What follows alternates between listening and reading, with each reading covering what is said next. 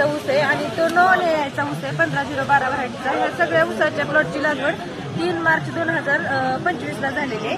आणि AI technology म्हणजे काय तर त्याच्यामध्ये एक वेदर स्टेशन असतं जे 5 किलोमीटर पर्यंतचा एरिया कव्हर करतं. त्याच्यामध्ये तुम्हाला वेदर डाटा सगळा पावसाची माहिती दिली जाते, ढगाळ वातावरण तुम्हाला त्याची माहिती दिली जाते आणि त्याच्यानंतर कुठली कीड व रोग यायची शक्यता हे तुम्हाला आधीच सांगितलं जातं. आणि त्याच्यामध्ये आपण सेन्सरचा स्कोप प्रत्येक शेतकऱ्यांना प्रोव्हाइड करतो, तर ते 2.5 एकर पर्यंत काम करतं.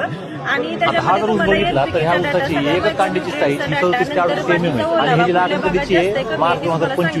आता ऊसाची उंची जर पाहायची म्हटलं तर 19 फूट एवढी उंची आहे ऊसाची. आणि 1 टन जर उत्पन्न घ्यायचं म्हटलं तर 80 ते 100 टन एवढं एकरी उत्पन्न आहे ऊसाचं आहे. मला एवढं सांगायचं की हा जो ऊस आहे आपण त्या नशिबाने किंवा चमत्काराने घडलेला नाहीये, कारण शेतीमध्ये कोणता चमत्कार नाही, ते सिस्टीम काम करत असते. योग्य अंतर, योग्य पाणी, योग्य खतं हे वर्किंग करतात. त्यामुळे जो सिस्टीम शिकतो तो शेतकरी पुढे जातो.